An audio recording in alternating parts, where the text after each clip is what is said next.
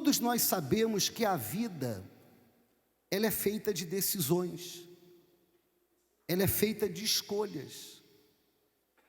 Quantas decisões, quantas escolhas que todos nós tivemos que fazer hoje. Quantas decisões, quantas escolhas que ainda teremos que fazer hoje e que fazemos todos os dias.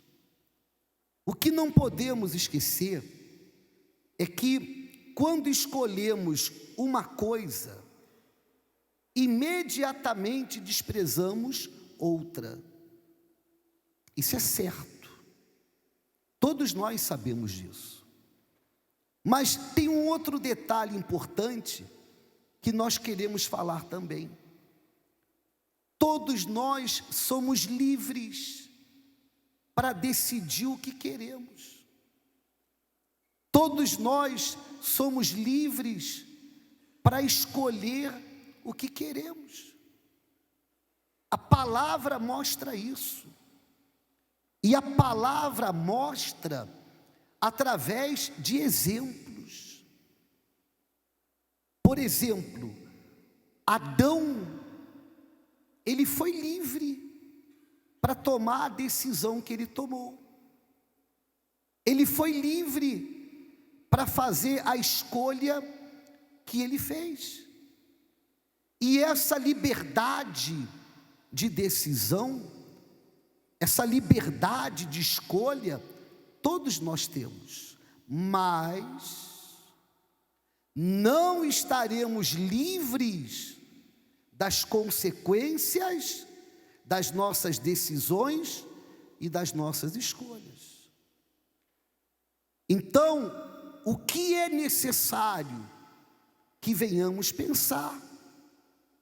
Não podemos tomar decisões, fazer escolhas como o mundo ensina, e que por sinal virou uma praga.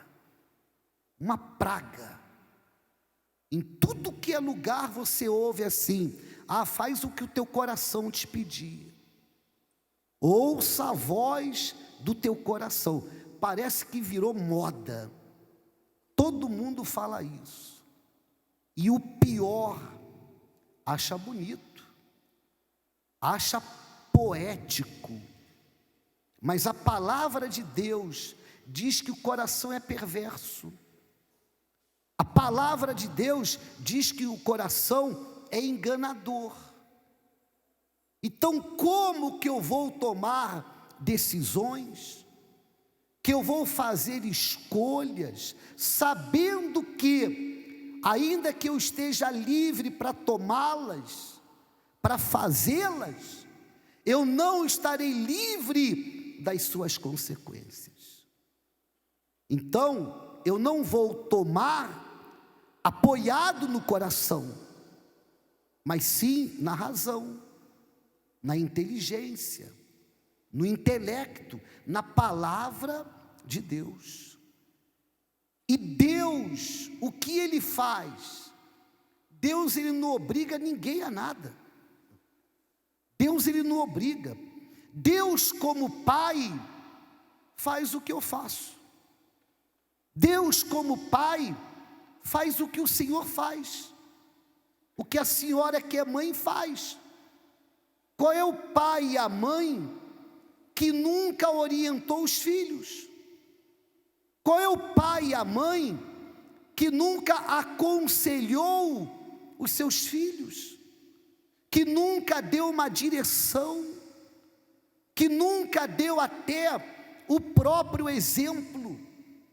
Que nunca chegou para o filho, para a filha, aconselhando, orientando, ajudando e falando assim: olha, quando eu tinha a tua idade, eu fiz exatamente isso. A consequência foi que eu quebrei a cara. Então, para que você não quebre a cara, porque não é necessário sofrer para aprender, não é necessário cair para aprender, não é necessário chorar para aprender. eu estou aqui para te ajudar. O pai não faz isso? Ou não? A mãe não faz isso? Ou não? Mas ainda assim, a decisão é de quem? É do filho. Então, Deus como pai, Ele não obriga, mas Ele aconselha.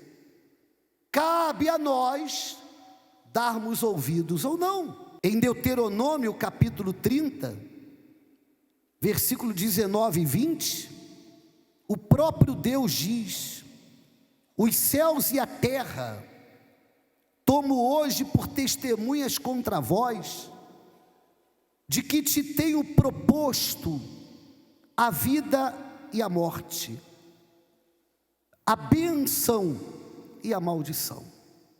Está aí, está o caminho da vida e o caminho da morte, está o caminho da bênção e o caminho da maldição. Tudo está aí diante dos seus olhos. Aí ele diz: escolhe, pois, a vida, para que vivas tu e a tua descendência. Então, existem muitos caminhos, mas o que Deus faz, e nos dias de hoje, Ele faz através da palavra. Nos dias de hoje, Ele faz através do Espírito Santo. Então, Ele aconselha: vai por aqui, mas não vai por ali. Faça isso, mas não faça aquilo. Mas a pessoa não ouve. Mas ela diz que crê em Deus. Ela diz que tem fé. Ela diz que Jesus Cristo é o seu Senhor. É que ela não tem ideia de como é a relação do Senhor para com o servo e do servo para com o Senhor. A relação é simples. O Senhor fala e o servo ouve. Mas aqui, como pai, Ele dá um conselho. Ele diz: escolhe, pois, a vida. Para que você vai escolher a morte? Para que você vai escolher a maldição? Aí alguém vai dizer: mas quem em perfeito juízo iria escolher a morte? Quem em perfeito juízo iria escolher a maldição? A boca fala isso, mas as decisões, as escolhas falam outras coisas, ou melhor, outras coisas não, falam o contrário. Aí ele mostra o caminho, ele diz o caminho para que possamos escolher a vida, o caminho para que possamos escolher a bênção. Ele diz: amando ao Senhor teu Deus. Ainda há pouco eu pensava, amando ao Senhor teu Deus. Mas o amor para com Deus não é como o amor de marido e mulher, de pai e filho, amor entre irmãos. Não, o amor para com Deus é expressado através de fidelidade. Então a pessoa que ela é fiel a Deus, e aí é o seguinte: você tem do seu lado uma pessoa fiel a Deus? Você tem do seu lado um marido fiel a Deus? Você tem do seu lado uma esposa fiel a Deus? Fique tranquilo e tranquila, porque quem é fiel a Deus é fiel aos demais. Quem é fiel a alguém que não se vê, que não se toca, que não se sente, será fiel a você também. Então, o primeiro passo, ser fiel a Deus.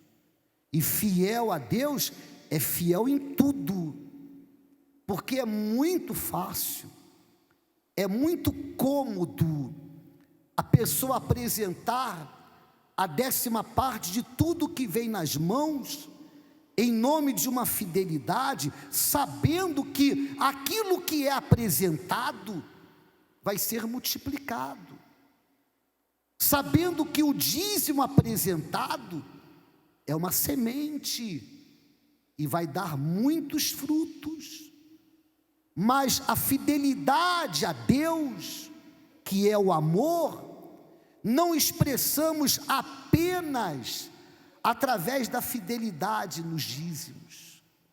Nem todos aqueles que apresentam o dízimo são fiéis a Deus em casa, são fiéis a Deus no trabalho, são fiéis a Deus à esposa, ou fiéis a Deus ao marido, mas todos que são fiéis a Deus, são fiéis também nas suas primícias. Então, primeiro passo, fidelidade. Para quê? Para que fidelidade? Para escolhermos a vida e a bênção. Ele continua falando, dando ouvidos à sua voz. Aí eu pensava, nos dias de hoje, puxa vida, quantas são as vozes que durante todo o dia nós ouvimos. Você já parou para pensar hoje, só hoje, quantas vozes que você já ouviu? Mas entenda por gentileza, não apenas vozes humanas, que já são muitas, não apenas vozes humanas, que já são muitas, mas a voz do diabo, principalmente através dos pensamentos, das inspirações, das sugestões, a voz dos sentimentos. Mas quem quer escolher a vida e a bênção, conforme diz a palavra, deve dar ouvidos à voz de Deus. Você sabe o que é dar ouvidos à voz de alguém? É dar para essa pessoa toda a atenção. Imagine eu conversando com a senhora e ao mesmo tempo dando atenção para o Senhor. Isso não existe. Então, quando nós damos ouvidos a alguém, não damos 99% da nossa atenção, mas 100% da nossa atenção, mostrando a importância que damos àquela pessoa. Então, o segundo passo, para quem quer escolher a vida e a bênção, é obedecer apenas a palavra de Deus, dar ouvidos à sua voz, praticar a sua palavra. E ele diz, e achegando-te a ele, como que eu posso me aproximar? Como que eu posso me aproximar de Deus, me chegar a Deus? Como que eu posso? Através de lágrimas, através de reclamações, de murmurações, lamentações? Não. A única maneira para que possamos nos achegar a Ele, nos aproximar a Ele, é através da fé. E fé muito além do que a fé para conquistar bênçãos. Fé muito além do que a fé para solucionar problemas. Fé para nos mantermos salvos. Porque a palavra diz que o fim da fé é a salvação. Talvez o Senhor não tenha uma fé de conquista muito expressiva. Talvez as suas conquistas nesse mundo sejam até poucas, podemos até dizer insignificantes, mas se o Senhor tem fé para se manter na fé até o fim, é essa fé que faz a diferença. É essa fé. É a fé que nos salva, é a fé que nos dá estrutura para que independente de tudo que possa acontecer, venhamos manter os nossos olhos somente no Senhor Jesus. Então, o caminho da vida, o caminho da bênção, para quem quer escolher fidelidade, obediência e fé. Aí ele continua dizendo: pois Ele